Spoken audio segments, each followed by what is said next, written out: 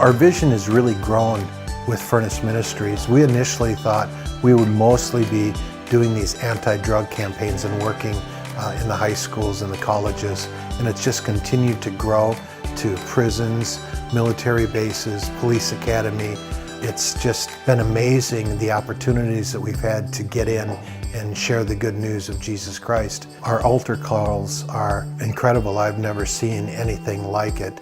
We usually see nearly half, if not more, of all the students that are listening come forward to receive the gospel. They're just very welcoming. They're longing to be in a relationship with a God that loves them and will take care of them. We have the honor of supporting and working with feeding almost 400 children a week. We are developing a youth and a family camp, which we just started breaking ground. We're very excited about that. We know that we'll see thousands of young people give their hearts to Jesus.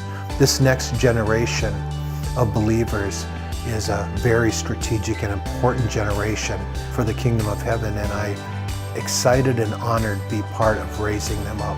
The scope of our work is great. We are in need of several things. We're in need of housing for our students. We need to build a training center. We've just started with the youth camp, so there's all kinds of financial opportunities for anybody that's feeling the desire to serve the Lord in giving. My heart is to see the kingdom advance. My heart is to see souls come in. My desire is that when my time is done and we are taken up to be with the Lord, that He's going to have to expand the banqueting table, because I want to see us bring lots and lots of souls into the kingdom.